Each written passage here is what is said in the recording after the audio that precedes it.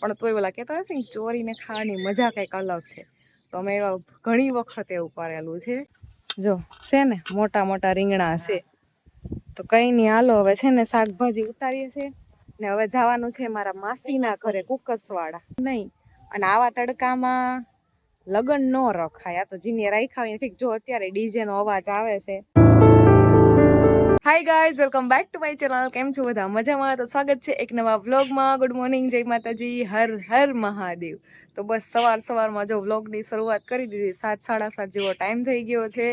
અને છે ને અત્યારે શું કહેવાય કે કાલ રાત્રે દાંડિયા રાસ ને બધું પૂરું થઈ ગયું. પછી આવી ગયા હતા ફઈના ઘરે અને હું તો અહીંયા જ સૂઈ ગઈ હતી કેમ કે બહુ થાકી ગઈ હતી. ફઈ કંઈક અહીંયા સૂઈ જા નહીં કે ક્યાંય જવું નથી, તો હું તો અહીંયા જ સૂઈ ગઈ હતી, ક્યાંય ગઈ નથી પછી અમારા ઘરે કે. તો બસ જો અત્યારમાં ઉઠા અને બધા નીચે જ છે. તો બધા છે ને હજી તો ઉઠા ને નાવા ધોવાનું કરે. મેં કીધું હું છે ને વ્લોગની શરૂઆત કરી આવું. અને મસ્ત છે ને આપણા જુથ્થળની તમને કારેજની સવાર તો મેં બતાવી બહુ બધી વાર, પણ મારા જુથ્થળની એમ મારા પપ્પાના ગામના જુથ્થળની સવાર બતાવું. ચાલો મસ્ત આ મારા ફઈના ઘરે આજુબાજુમાં છે. આ બધી છે ને અહીંયા મારા ફઈના ઘરની બાજુમાં મસ્ત વાડી છે. તો જો કેમ બાકી અમે નાના હતા ને ત્યારે જો આ વાડીમાં છે ને અમારે અહીંયાથી આ મારા ફઈનો વાડો છે. તો અહીંયાથી છે ને અહીંયા આમ જવાતું. અહીંયા હજી જવાય જ છે અહીંયાથી. તો ત્યાં છે ને મસ્ત છે ને આંબા છે. તો હું નાની હતી ને ત્યારે બહુ અહીંયા વેકેશન કરવા આવતી. તો અમે ત્યારે કેવું કરતા ખબર, ઓલી ખાખડી હોય ને એ જાય અને છાના મના છે ને અહીંયા આંબા છે. તો ખાખડી જો કે એ ભાઈ કોઈ દિવસ ના ન પાડે કેમ કે મારા ફઈ જોડે સારો વ્યવહાર હોય કે નહીં એટલે, પણ તોય ઓલા કહેતા હોય છે ને ચોરીને ખાવાની મજા કંઈક અલગ છે. તો અમે એવા ઘણી વખત એવું કરેલું છે. ખાખડી છે ને આમ લઈ આવીએ 2-4 ને પછી ઘરે આવીને ખાઈએ, એવી રીતે બહુ કરતા. એટલે બસ એ બધી અહીંયા મારા ફઈના ઘરે હું બહુ આમ શું કહેવાય વેકેશન કરવા આવી પહેલાં. હવે તો એટલો ટાઈમ નથી રહેતો એટલે આવીએ. ફઈ જ કહે કે હવે નથી આવતા કોઈ એમ તમે, પણ હવે ટાઈમ નથી રહેતો એટલે. તો કંઈ નહીં, સારું ચાલો. જો હવે અત્યારે છે ને આપણો પ્રોગ્રામ નીચે શું બને છે મને કાંઈ ખ્યાલ નથી, પણ વાત એવી થાય છે અત્યારે કે આજે જાન છે, પણ રાતની જાન છે અને સમૂહમાં છે કેશોદ. તો હવે બધા નક્કી કરે છે કે જઈએ ને શું કરીએ શું નહીં, કેમ કે અમારા પાસે ટાઈમ એટલો બધો છે નહીં એટલા માટે. તો હવે જોઈએ શું નક્કી કરીએ. પણ અત્યારે છે ને જવાનું છે મારા ઘરે, મારા સાસરે કારેજ, કેમ કે મમ્મીને હજી શું કહેવાય કે અહીંયા મોઢું બતાવવા જવું છે મારા સાસુ પાસે ને મારે જવું છે. તો બસ હવે અત્યારે છે ને બધા ઘડી ઉઠે, નાસ્તા પાણી કરીને નીકળીએ કારેજ જવા માટે. તો ત્યાં જઈને પછી મારા સાસુને મળાવું. તમને બ્લોગમાં કન્ટિન્યુ રહેજો.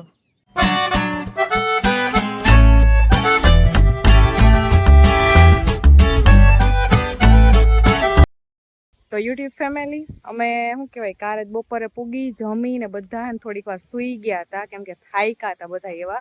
ને અત્યારે છે ને બધા ચા પાણી હજી પીવાનું બાકી છે. ઉઠા હમણાં ને બસ હું છે ને આવી, હું ને મમ્મી વાડામાં થોડુંક શાકભાજી તોડવા માટે.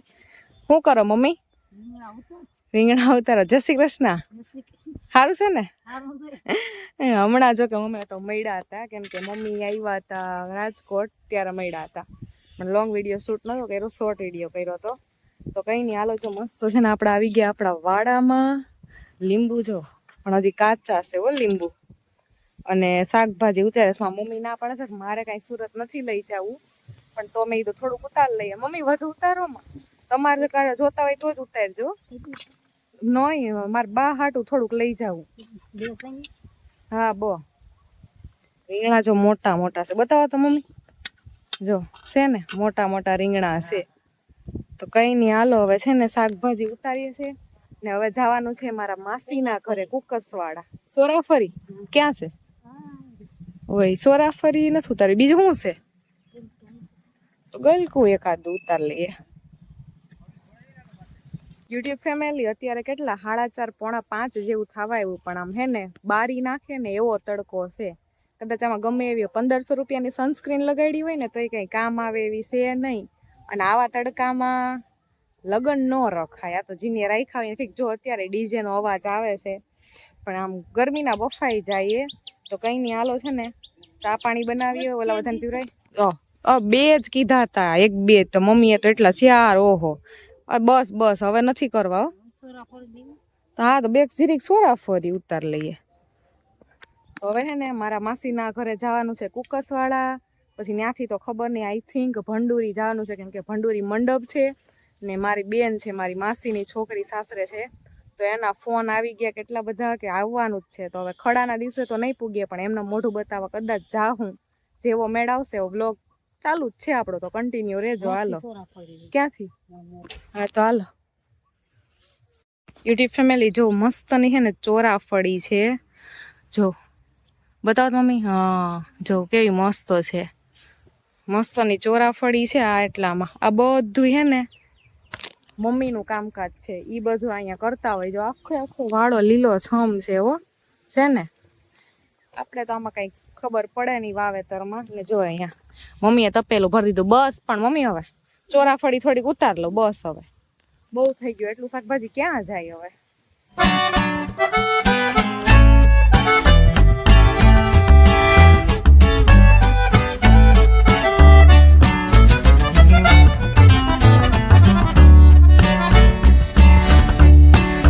તો યુટ્યુબ ફેમિલી, આપણે છે ને માસીના ઘરે કેવા ટાણે 6 વાગ્યાના પૂગી ગયા, પણ અત્યારે તો 8 વાગવા આવ્યા.